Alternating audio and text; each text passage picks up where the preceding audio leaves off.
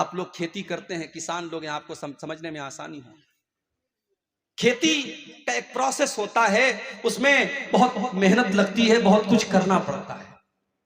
اس کے بعد بھی اگر جب پیداوار کے ملنے کا ٹائم ہو، جب ہمیں اپنی محنت کا پھل ملنے کا ٹائم ہو، اور اس کے بعد کوئی ایسی مصیبت آ جائے، سوکھا پڑ جائے، بارش ہی نہ ہو، یا بارش اتنی زیادہ ہو کہ فصل تباہ ہو جائے، تو ہمارے بھارت میں، ہمارے ملک میں جو لاکھوں کسان ہر سال آتم ہتیا کرتے ہیں، سوسائڈ کرتے ہیں، خودکشی کرتے ہیں، وہ کیوں کرتے ہیں؟ کیونکہ اس کھیتی کے لیے بیچارے بڑی محنت کرتے ہیں، اس میں اپنا کیپٹل لگاتے ہیں، اپنی پونجی لگاتے ہیں، بینک سے لون لے کر کے وہ کھیتی میں انویسٹ کرتے ہیں، اور اس کے بعد اگر سوکھا پڑ جائے، بارش نہ ہو، یا بارش زیادہ ہو جائے، سیلاب آ جائے اور کھیتی تباہ ہو جائے، تو وہ کسان لاچار ہو جاتا ہے. اور چونکہ اس نے بینک سے لون لیا تھا، بیاج پر اس نے لون لیا تھا، اب اسے یہ نظر آتا ہے یہ بیاج میں کیسے دوں گا، میری تو پوری پونجی ختم ہو گئی، تو وہ خودکشی کا راستہ اپناتا ہے، جو کہ حرام ہے.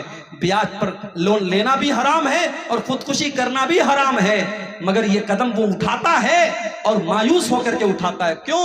کیونکہ وہ دیکھتا ہے کہ میری محنت کا پھل مجھے نہیں ملا. والعصر، عصر کے ٹائم کی قسم، یا عصر کی نماز کی قسم. پانچوں ٹائم کی نمازوں میں عصر کی نماز کی بڑی اہمیت ہے.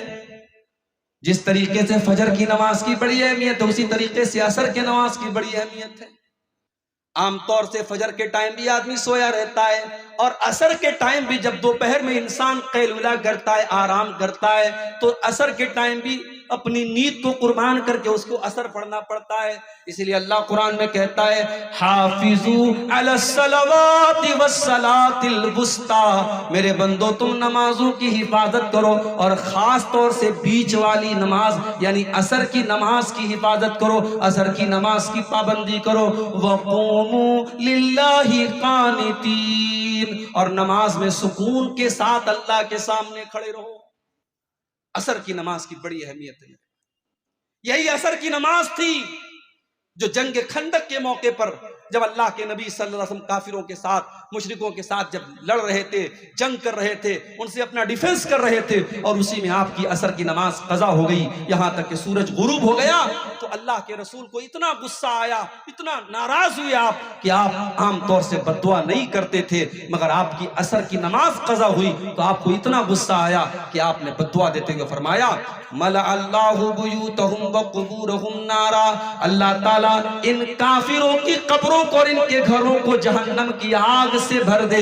شغلونا عن الصلاۃ الوسطی، ان کی وجہ سے ہماری عصر کی نماز قضا ہو گئی، ان کی وجہ سے عصر کی نماز ہم ٹائم سے نہیں پڑھ پائے. اللہ ان کے گھروں کو اور ان کی قبروں کو جہنم کی آگ سے بھر دے. تو عصر کی نماز کی قسم کھا کر کے اللہ تعالیٰ عصر کی نماز کی اہمیت بتا رہا ہے. اور جب عصر کی نماز آپ کو پڑھنا ہے تو ظاہر ہے جو انسان عصر کی نماز پڑھے گا، جو فجر کی پڑھے گا، وہ پانچوں ٹائم کی پڑھے گا، پانچوں ٹائم کی پڑھے گا، وہ نماز کا پابند ہوگا. مگر افسوس کی بات ہے مسجدیں آج ہر گاؤں میں ہیں، اور ایک نہیں چار مسجدیں ہیں. میں کسی گاؤں میں جاتا ہوں، لوگ کہتے ہیں مولوی صاحب یہاں 4 مسجدیں ہیں، ایک جامع مسجد ہے، 4 وقتیہ مسجد ہے. لیکن آپ فجر کی نماز میں چلے جائیے، جلسے میں ہزاروں کی بھیڑ ہے، اسی گاؤں کے ہزاروں لوگ موجود ہیں جلسے میں، اور فجر کی نماز میں چند لوگوں کے سوا کوئی نظر نہیں آتا ہے.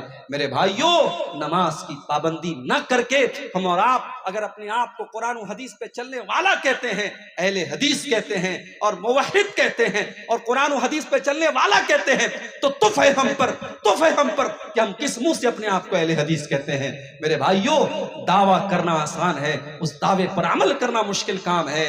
اگر اہل حدیث ہم کہتے ہیں تو ہمیں اور آپ کو کم سے کم اس نبی کی آخری وصیت کا خیال رکھنا چاہیے. اللہ کے نبی کی آخری وصیت کیا تھی؟ الصلاۃ وما ملکت ایمانکم.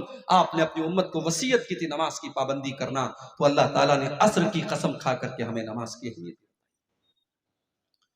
اس کے بعد فرمایا ان الانسان لفی خسر، بے شک تمام کے تمام انسان خاص خسارے میں ہیں، گھاٹے میں ہیں، نقصان میں ہیں.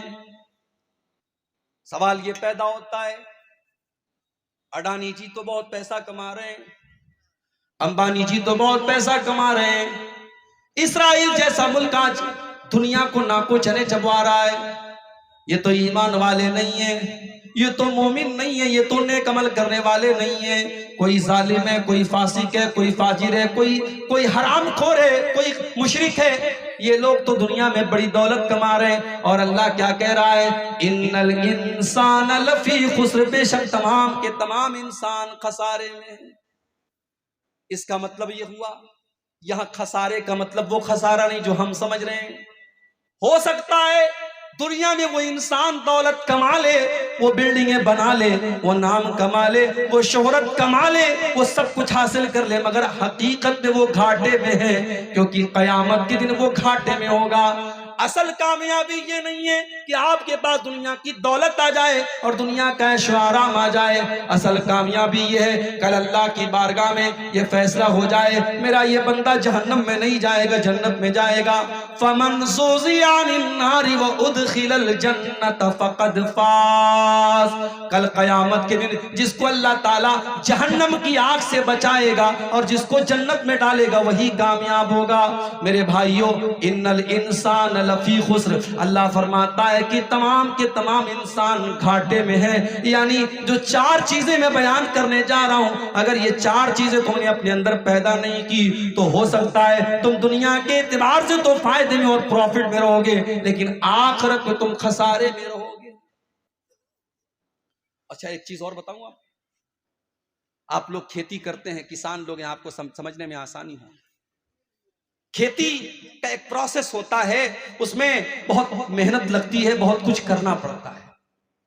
اس کے بعد بھی اگر جب پیداوار کے ملنے کا ٹائم ہو، جب ہمیں اپنی محنت کا پھل ملنے کا ٹائم ہو اور اس کے بعد کوئی ایسی مصیبت آ جائے، سوکھا پڑ جائے، بارش ہی نہ ہو، یا بارش اتنی زیادہ ہو کہ فصل تباہ ہو جائے، تو ہمارے بھارت میں، ہمارے ملک میں جو لاکھوں کسان ہر سال آتم ہتیا کرتے ہیں، سوسائڈ کرتے ہیں، خودکشی کرتے ہیں، وہ کیوں کرتے ہیں؟ کیونکہ اس کھیتی کے لیے بیچارے بڑی محنت کرتے ہیں، اس میں اپنا کیپٹل لگاتے ہیں، اپنی پونجی لگاتے ہیں، بینک سے لون لے کر کے وہ کھیتی میں انویسٹ کرتے ہیں، اور اس کے بعد اگر سوکھا پڑ جائے، بارش نہ ہو یا بارش زیادہ ہو جائے، سیلاب آ جائے اور کھیتی تباہ ہو جائے، تو وہ کسان لاچار ہو جاتا ہے۔ اور چونکہ اس نے بینک سے لون لیا تھا، بیاج پر اس نے لون لیا تھا، اب اسے یہ نظر آتا ہے یہ بیاج میں کیسے دوں گا، میری تو پوری پونجی ختم ہو گئی، تو وہ خودکشی کا راستہ اپناتا ہے، جو کہ حرام ہے۔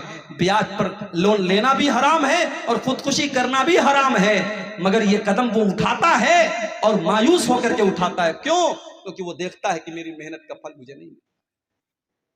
میرے پیارے ساتھیوں، کل قیامت کے دن بھی سب سے زیادہ خسارہ اٹھانے والے کون لوگ ہوں گے؟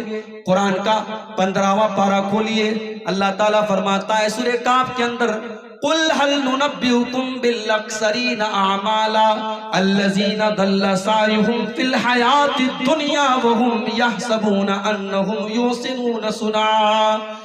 اے نبی آپ بتا دیجئے کہ سب سے زیادہ خسارہ اٹھانے والے اور سب سے زیادہ نقصان اٹھانے والے کون لوگ ہیں؟ الذین ضل سعیہم فی الحیات الدنیا، جن کا دنیا کا سارا عمل برباد ہو جائے گا، جتنا عمل وہ کر کے آئے ہیں وہ سارا کا سارا عمل برباد ہو جائے گا، اور وہ سمجھتے رہے کہ ہم بہت نیک عمل کر کے آئے ہیں۔ یہ کون لوگ ہوں گے؟ فرمایا اولئک الذین کفروا بآیات ربہم ولقائہ، یہ وہ لوگ ہوں گے جنہوں نے اپنے رب کی آیتوں کا انکار کیا ہوگا، جنہوں نے قیامت کے دن کا انکار کیا ہوگا، ان کے سارے عمل برباد ہو جائیں۔ تو سب سے بڑا خسارہ میرے بھائیو قیامت کے دن کا خسارہ۔ اور کوئی یہ نہ سمجھے کہ صاحب ہم تو مسلمان ہیں، ہمارا تو بیڑا پار ہے، ہم تو لا الہ الا اللہ کہنے والے ہیں، مشرک خسارے میں ہوگا، کافر خسارے میں ہوگا، ہم تو مسلمان ہیں، ہم تو لا الہ الا اللہ محمد رسول اللہ پڑھنے والے ہیں۔